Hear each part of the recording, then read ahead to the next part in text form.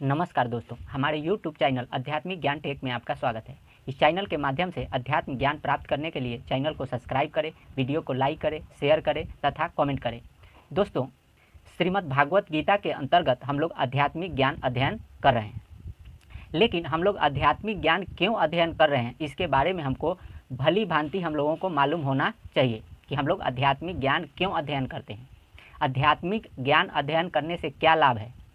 तो कबीर साहब कहते हैं कि आए हैं सो जाएंगे, राजा रंक फकीर, एक सिंहासन चढ़ चले, एक बंधत जंजीर। तो इस संसार में जितने भी मनुष्यधारी या सारे प्राणी हैं, जो भी आए हैं, वो सबको इस संसार को छोड़ करके जाना पड़ता है, जाएंगे।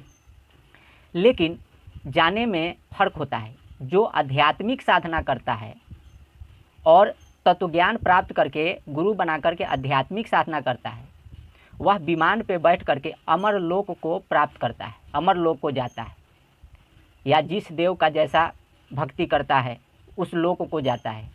लेकिन जो भक्ति नहीं करता और यज्ञ के निमित्त जीवन नहीं जीता है, वह व्यक्ति कर्मों के बंधन से बंधता है। तो ये सारे चीज़ को हम लोग समझेंगे। तो जीवन के ट्रेंड में हम लोग पिछले वीडियो में बात कर लिए थे कि जन्म, विद्या, कर्म, धर्म, अर्थ, काम, मोक्ष। तो जन्म सभी का होता है। विद्या दो प्रकार के, अपरा और परा। तो जो अपरा विद्या है वह शरीर के लिए काम करता है, और जो परा विद्या है वह जीवात्मा के लिए काम करता है।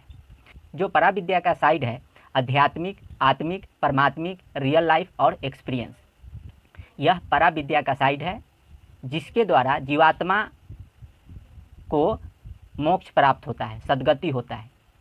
विद्या के बाद कर्म, कर्म माने प्रोफेशन, पेशा, व्यवसाय इंसान करके और संसार में जीवन यापन करता है और पहचान बनाता है। कर्म के बाद धर्म होता है, जिसको 5 यज्ञ कहते हैं। 5 यज्ञ उसको करना पड़ता है। उसके बाद अर्थ है। तो जीवात्मा के लिए जो अर्थ है वह परमात्मा का जो नाम है उसी को अर्थ कहा जाता है। अर्थ माने संपत्ति। इसके बारे में कबीर साहब कहते हैं, कबीर सब जग निर्धना, धनवंता नहीं कोई, धनवंता सो जानिए, जाके पास सत्य नाम धन होई। जिसके पास उस परमात्मा का वास्तविक धन है वह वास्तव में धनी व्यक्ति है। अर्थ के बाद होता है काम। उसके बाद जो मोक्ष है, तो मोक्ष में अमर लोक के बारे में हम बात किए थे कि अमर लोक में मोक्ष करने के बाद, मोक्ष प्राप्त करने के बाद फिर मनुष्य इस संसार में लौट करके नहीं आता है। तो श्रीमद् भागवत गीता के अंतर्गत यही चीज़ बताया गया है। में गीता अध्याय 8 के श्लोक 26 में बताया गया है। क्योंकि जगत के ये 2 प्रकार के भक्ति मुक्ति मार्ग सनातन पुरुष के द्वारा बताया गया है। एक के द्वारा गया हुआ वापस नहीं लौटना पड़ता, वह मोक्ष करवा लेता है, तथा दूसरे के द्वारा गया हुआ फिर वापस आता है, अर्थात जन्म मृत्यु को प्राप्त होता है। एक जो भक्त होता है निष्कामी भक्ति होता है और आध्यात्मिक साधना करता है, तो वह भक्ति करके निष्काम भाव से और वह अपना मोक्ष करा लेता है। और एक जो सहकामी भक्ति होता है, भक्ति करके भोगों को भोग करके पुनः उसका जन्म होता है। लेकिन यहाँ महेश्वर का कहना है कि जो मेरा भक्त है उस वैसे भक्त का जन्म 84 लाख योनि में नहीं हो करके मनुष्य योनि में ही होता है।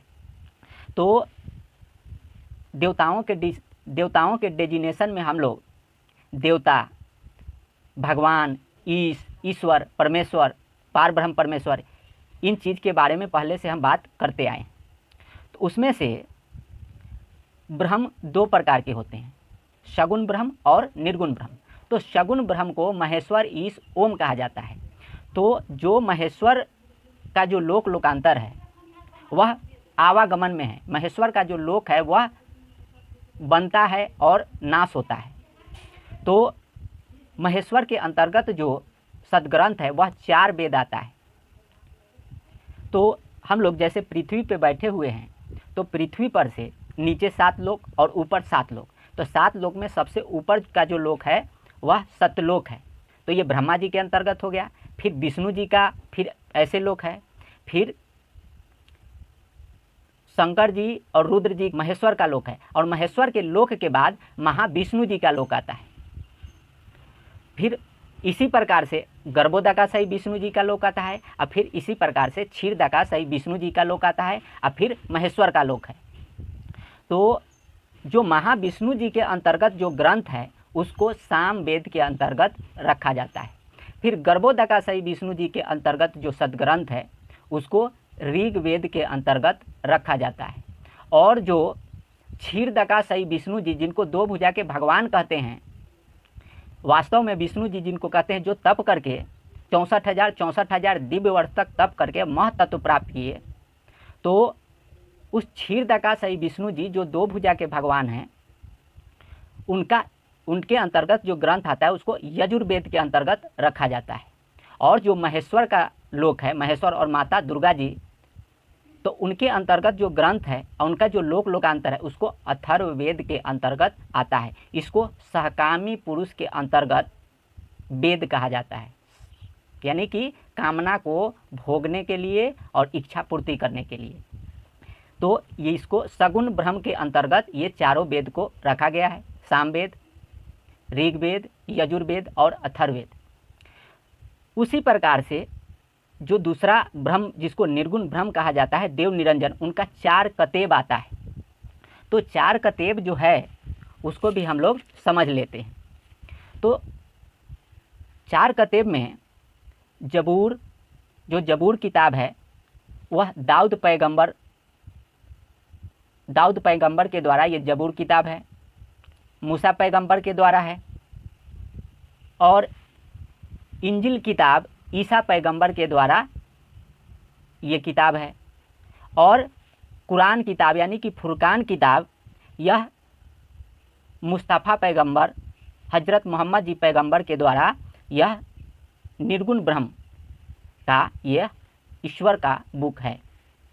तो यह जो 4 कतेब है उसको धर्म ग्रंथ कहा जाता है, यानी कि निर्गुण ब्रह्म को धर्मराय भी कहा जाता है।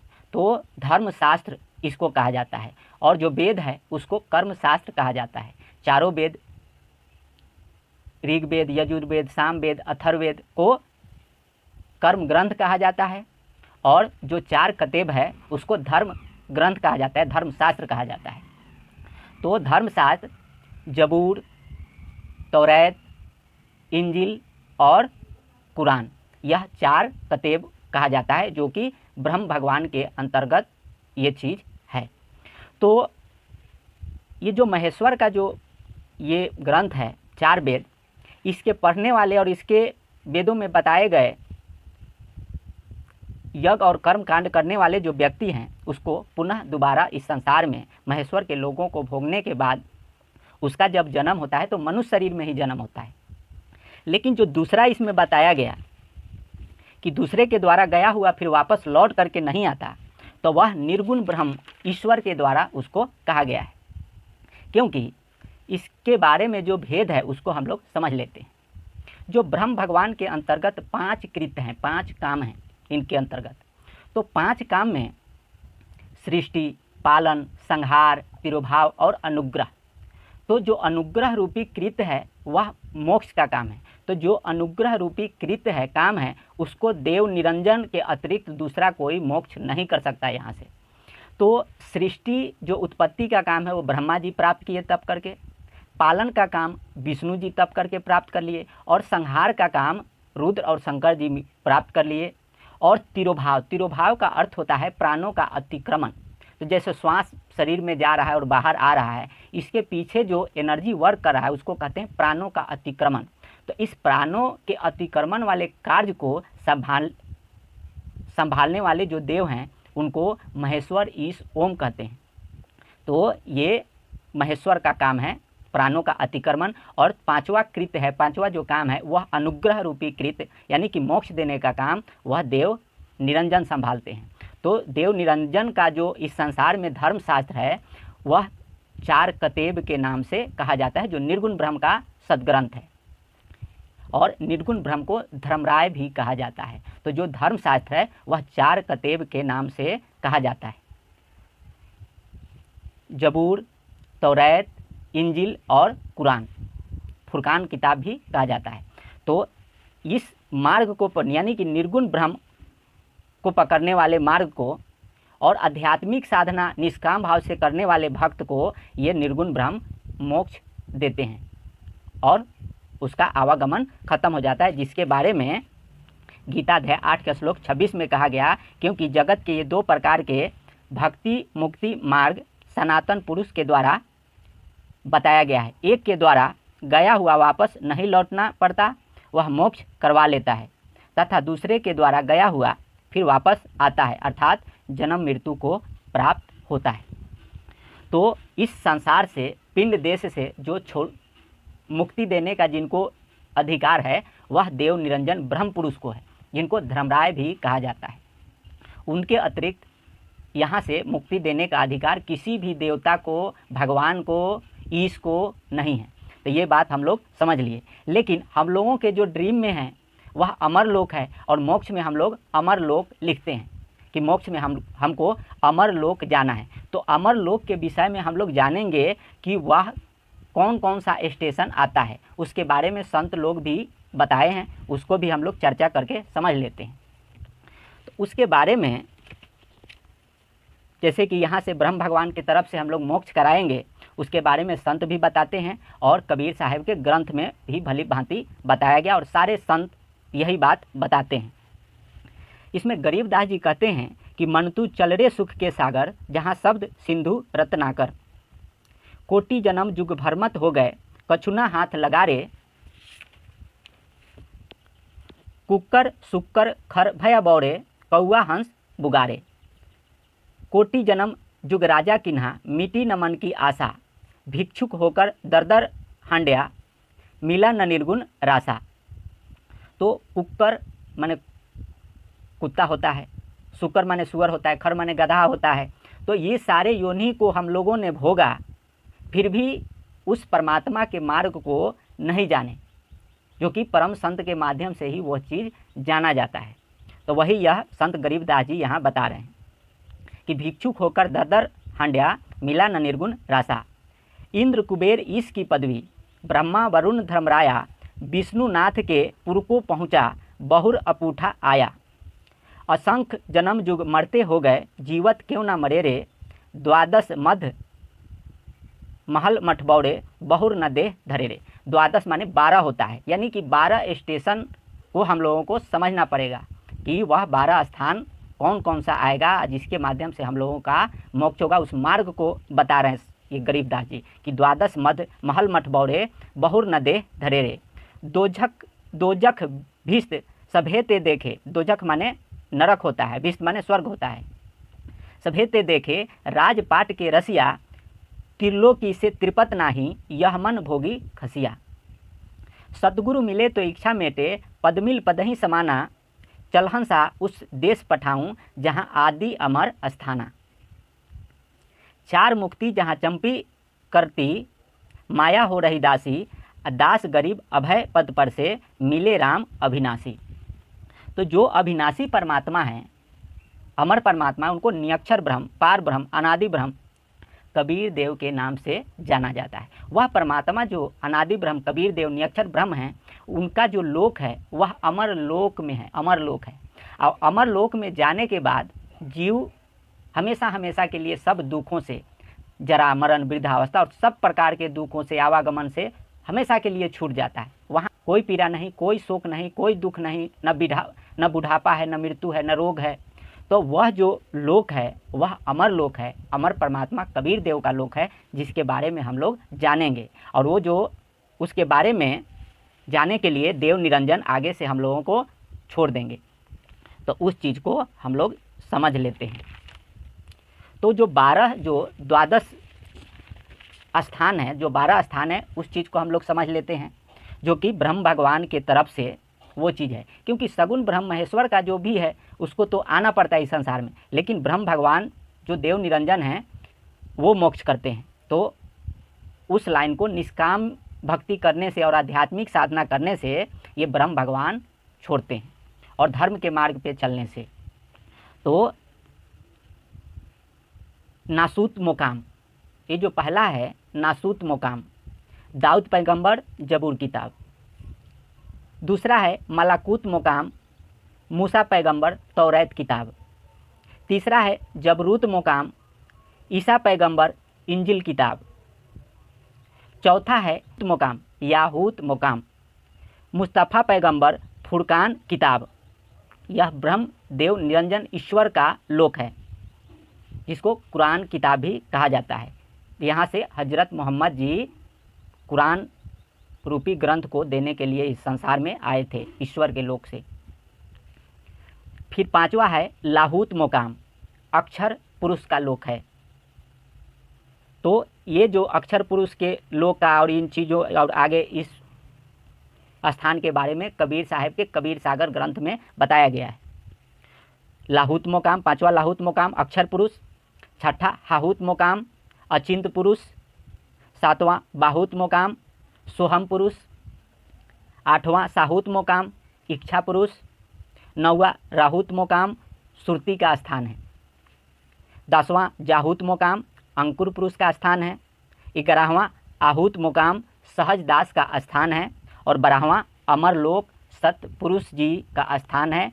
अमरलोक से सतपुरुष कबीर देव चल करके इस संसार में जो अमर ग्रंथ है उसको समझाने के लिए और सच्चा ज्ञान देने के लिए और भक्ति दृढ़ाने के लिए इस संसार में हर एक युग में आते हैं, जिसमें सतयुग में सतसुकृत कह टेरा, त्रेता नाम मुनिंदर मेरा, द्वापर में करुणामय कहा है और कलयुग नाम कबीर धरा है। कलयुग में वो परमात्मा कबीर साहेब के नाम से इस संसार में मुक्ति भक्ति देने के लिए आते हैं, भक्ति मुक्ति देने के लिए संसार में आते हैं। तो कबीर साहब के लोक के बारे में हम लोग जानेंगे कि उनका जो लोक लोकांतर है कितने कितने दूरी पे है, उस चीज़ को हम लोग जानेंगे।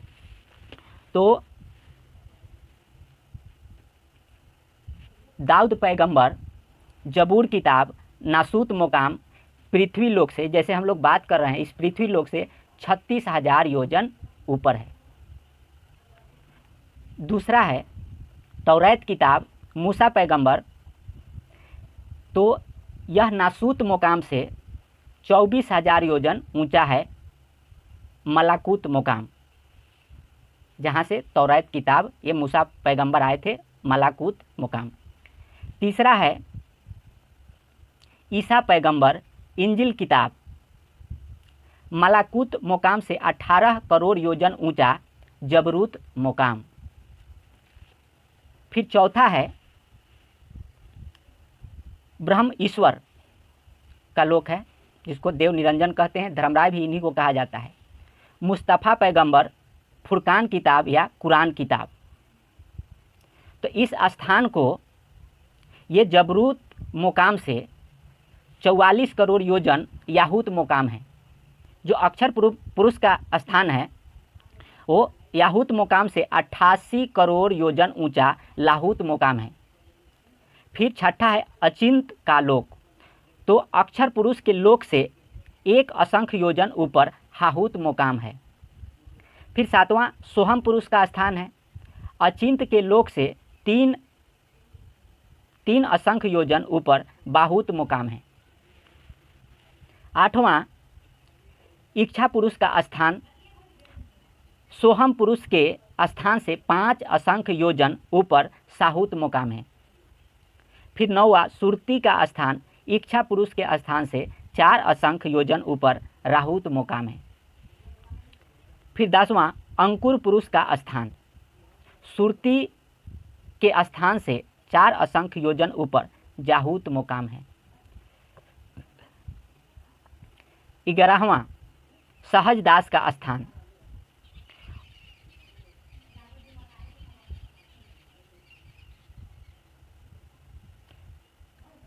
दसवां अंकुर पुरुष का स्थान सुरती के स्थान से 4 असंख्य योजन ऊपर जाहूत मुकाम है।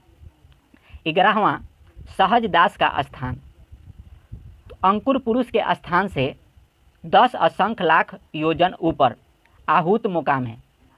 यह सहज पुरुष का स्थान है 10वां। 11वां सहज दास का स्थान है और 12वां अमरलोक सतपुरुष कबीर देव का स्थान है।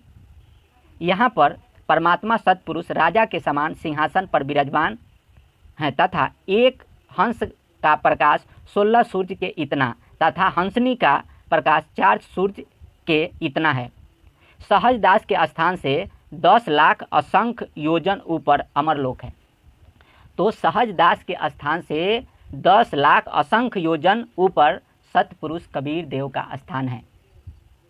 उसको अमर लोक कहा जाता है। वहाँ जाने के बाद मनुष्य लौट करके फिर संसार में कभी नहीं आता, हमेशा के लिए सुखी हो जाता है। इसी के बारे में कबीर साहब कहते कि आए हैं सो जाएंगे, राजा रंग फकीर, एक सिंहासन चढ़ चले, एक बंधत जंजीर।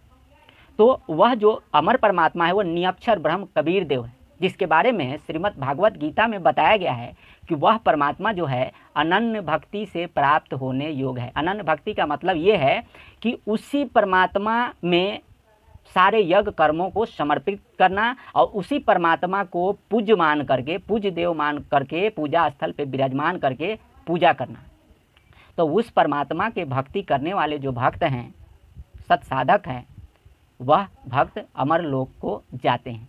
और जो भक्त है त्रुटि करके भक्ति छोड़ देता है बीच में, वैसे भक्त जो हैं जितना उसका भक्ति रहेगा, अगर जो ब्रह्म तक भी उसका भक्ति है तो ब्रह्म भगवान के लोक में भी कबीर साहेब का सबसे ऊपर सतलोक बना हुआ है।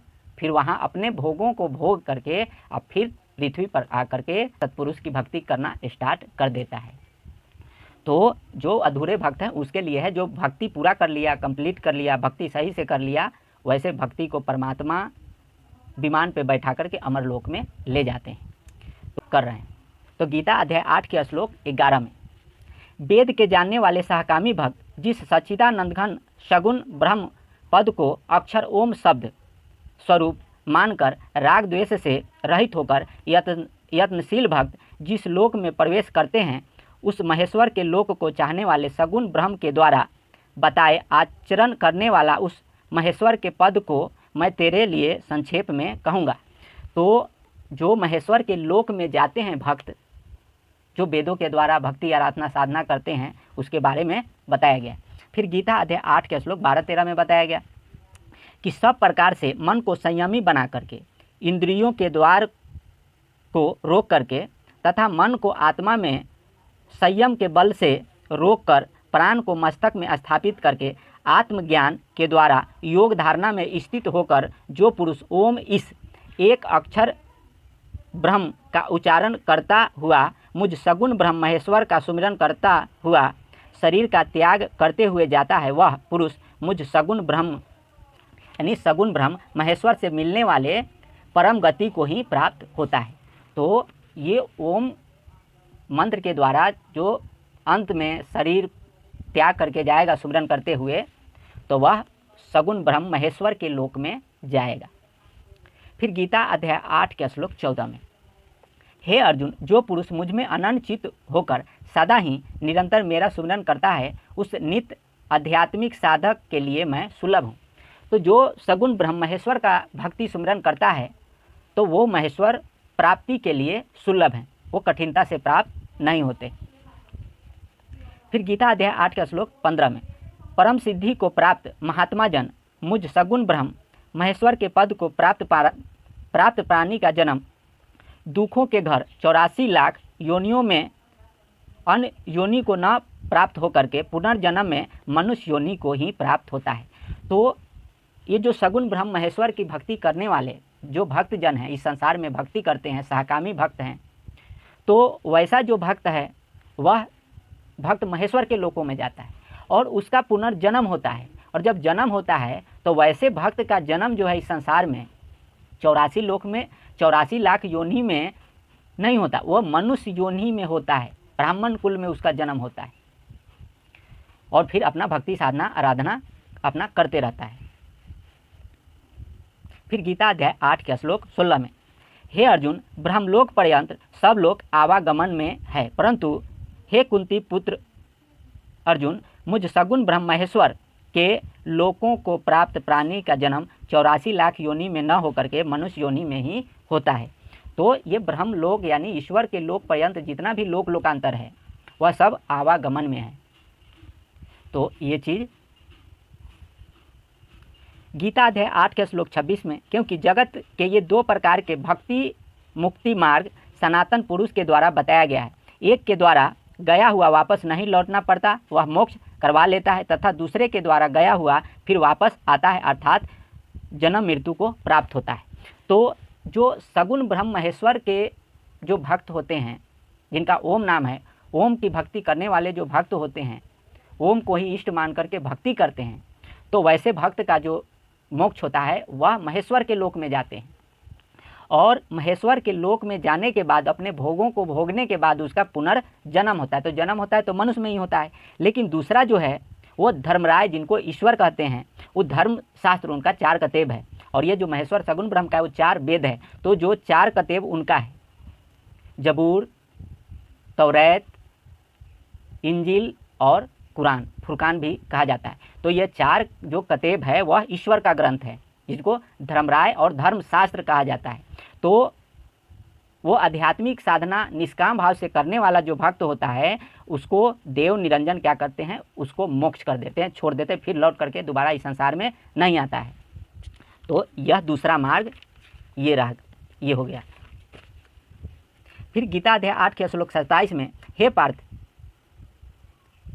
पार्थ, इस प्रकार इन दोनों मार्गों को तत्व से जानकर कोई भी आध्यात्मिक साधक मोहित नहीं होता। इस कारण सर्वकाल में आध्यात्मिक साधना करते हुए भवसागर से छूटने के लिए मेरा सुमिरन कर। तो इस दोनों मार्ग को तत्व से जानने वाला जो व्यक्ति होता है, भक्त होता है, वह मोहित नहीं होता। और भवसागर से, संसार सागर से छूटने के लिए ये महेश्वर कह रहे हैं कि मेरा सुमिरन करके और इनके ऋण से मुक्त होकर के फिर आगे लोकों को जाएंगे। क्योंकि नीचे कर्मलोक है और ऊपर ज्ञान लोक है। तो कर्मलोक के ऋण से जब हम लोग मुक्त हो जाते हैं तभी ज्ञान लोक में प्रवेश करते हैं। तो ऐसा है, ऊपर ज्ञान माया है और नीचे कर्म माया है। फिर गीता अध्याय 8 के श्लोक 28 में, आध्यात्मिक साधक इस रहस्य को तत्व से जानकर चारों वेदों में कहे गए कर्मकांड, यज्ञ, तप, दान आदि करने में जो कुछ पुण्य फल कहा है उस सब को निसंदेह उल्लंघन कर जाता है तथा उस यज्ञ, तप, दान के फल को दे करके फिर सनातन परम पद को प्राप्त करता है। यानी कि जो धर्मराय के लोगों को चला जाता है। यानी कि सुकृत कर्म के फल जो भी आपका बनता है ये महेश्वर ले लेते हैं और तब जाकर के ईश्वर के लोक में आप जाते हैं। अगर जो आप पुण्य फल के भोगों में आपका जो इच्छा है तो आपके भोगों को भोगने के लिए फिर महेश्वर के लोक में ही आप रह जाते हैं। अगर जो आप उसका उल्लंघन कर देते हैं, छोड़ देते हैं, सुकृत कर्म के फल को त्याग कर देते हैं, फिर ये महेश्वर आपको आगे बढ़ा देते हैं। यानी कि धर्मराय के लोक में आपको भेज दिया जाता है। फिर ब्रह्म भगवान और इनका जो धर्मशास्त्र है, इनका आचरण करके जो है, सात्विक आचरण करके जो भी नियम बताया गया है, तो फिर वहाँ से ये क्या करते हैं, आपको वहाँ से मोक्ष करते हैं। जो 5वां शरीर है, कैवल शरीर, ये जो ब्रह्म भगवान देव निरंजन का जो लोक है वो 5वां शरीर, कैवल शरीर, वहाँ से मोक्ष होता है। फिर गीता अध्याय 8 के श्लोक 22 में, हे पार्थ, जिस परमात्मा के अंतर्गत सर्वभूत है और जिस सच्चिदानंद घन परमात्मा से यह समस्त जगत परिपूर्ण है, वह परम अक्षर पुरुष परमात्मा तो अनन्य भक्ति से अन्य देवों को न पूज करके केवल एक परमात्मा को ही पूज कर आध्यात्मिक साधना करते हुए भक्ति युक्त हो करके प्राप्त होने योग्य है। तो जो जिस परमात्मा के अंतर्गत सारे लोकांतर है, तो वह जो परमात्मा है, जिस परमात्मा के अंतर्गत सारा जगत है, सब लोकांतर है, वो परमात्मा जो है वह निरक्षर ब्रह्म है, जिसको पूज्य परमात्मा कहा गया है। कुरान में भी पूज्य परमात्मा कहा गया है। फिर ये तौरेत, जबूर, इंजील और वेद में भी कहा गया है कि वही परमात्मा पूज्य देव है। तो वो परमात्मा सबको छोड़ करके पूजा स्थल पे कबीर देव को पूजने से तब जाकर के उस परमात्मा के लोक में जाता है। और भांति भांति के वचनों के द्वारा विचलित हुई आपकी बुद्धि जब एक परमेश्वर में जाकर के अचल और स्थिर ठहर जाता है, उसी दिन से भक्त हो जाता है। तो ये गीता भी वही कहता है, क्योंकि जो गीता का जो ज्ञान है वो चारों वेदों का ही शॉर्टकट ज्ञान है। तो यह सारा चीज़ इसमें बताया गया कि वह जो परमात्मा है अनन्य भक्ति का मतलब होता है कि अन्य देवों को न पूज करके एक पूज्य परमात्मा की ही पूजा करना, पूजा स्थल पे विराजमान करके, तो उसको कहते हैं अनन्य भक्ति। तो अनन्य भक्ति के द्वारा वो परमात्मा प्राप्त होने योग्य है। गीता अध्याय 8 के श्लोक 22 में ये चीज़ बताया गया। और हम लोग जो 12वां जो स्थान है वह अमरलोक है। तो आज हम लोग अमरलोक के बारे में भी जान लिए। तो इस तरह के ज्ञान को सुनने के लिए, समझने के लिए, देखने के लिए हमारे चैनल को सब्सक्राइब करें, वीडियो को लाइक करें, शेयर करें, कमेंट करें। फिर मिलते हैं अगले वीडियो में, तब तक के लिए नमस्कार।